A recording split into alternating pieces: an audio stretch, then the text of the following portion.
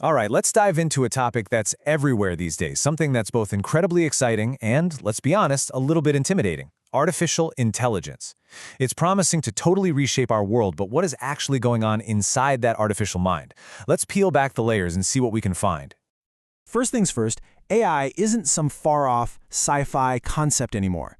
It's already here. It's all around us. It's in the voice assistant on your phone, it's in the navigation system in your car, it's even in the banking systems that protect your money. AI has quietly, but very definitely, become the backbone of our digital lives. So, we interact with it all the time, which brings us to the million-dollar question. When we talk about a machine being intelligent, what does that actually mean? What's the secret sauce that separates, say, a really powerful calculator from a machine that can genuinely think? To answer that, we've got to look beyond the physical computer, beyond the silicon and the circuits. We need to find what you might call the ghost in the machine, the program, the software, the mind itself. And this is the absolute key. The physical computer, the box on your desk, that's not the AI. The AI is what's known as a virtual machine. It's an information processing system that exists purely in software. The best way to think about it is this. The computer is the physical brain, but the AI is the mind that runs on it. This quote just nails the concept perfectly. Picture an orchestra. The physical instruments, the violins, the cellos, the brass, they're all essential, right? But they're not what you came to hear. You came for the music. In the world of AI, the computer is just the instrument. The program, that virtual machine, that's the music it plays. And that's the intelligence we're really talking about. Okay, so once the pioneers realized they were building minds, not just super-fast machines, this huge philosophical split happened. From the very beginning, there have been two totally different approaches, two distinct paths to try and create an artificial intelligence. Let's take a look at how they stack up. So on one side, you have the logicians. Their whole philosophy is that intelligence can be engineered from the top down. You just give the machine a perfect, detailed recipe of rules and logic, and it will act intelligently. Then, on the other side, you have the learners. They take a completely different bottom-up approach that's really inspired by the human brain. They don't write rules. Instead, they build networks that learn from tons of data, letting intelligence kind of grow and emerge on its own. Now, for a long time, the logicians were really leading the charge. But they slammed into this massive wall, a problem called combinatorial explosion. Just imagine trying to calculate every single possible move in a game of chess. The number of possibilities is just astronomical. That's combinatorial explosion.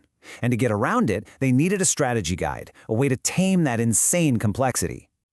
And these strategies are actually pretty intuitive. First, you have Heuristic Search. That's basically just using a smart shortcut or a rule of thumb. So in chess, instead of looking at every move, you just focus on the ones that look most promising. Next is planning, where you just break a giant goal down into smaller, bite-sized steps. Then, you simplify the problem by making some reasonable assumptions. And finally, the really crucial one, knowledge representation. You have to frame the problem in a language the computer can actually understand and work with. And there are a few common ways to do that. You can use simple IF-thin rules. That was the basis for a lot of early medical expert systems. You can use frames to define what a concept is, like all the properties that make something a room. You can even use scripts for common situations, like mapping out everything that's supposed to happen when you visit a restaurant. Or you can build these complex semantic networks that look like spider webs of how different ideas connect to each other. But, and this is a big but, all of these strategies, no matter how clever, eventually run into the same giant, invisible barrier that has stumped AI researchers for decades. And it's something that we humans use effortlessly every single second of our lives. Common sense. So, why is this so difficult? How is it that a machine can beat a world champion at chess but completely fail to understand something a 5-year-old just knows instinctively? Well, the answer has a name. It's called the frame problem. The frame problem sounds a little technical, but it's essentially the challenge of teaching a machine what it should ignore. Think about it. When you do something simple, like pick up a book, a nearly infinite number of things in the universe do not change. The color of the sky, who the president is, the temperature on Mars, they all stay the same.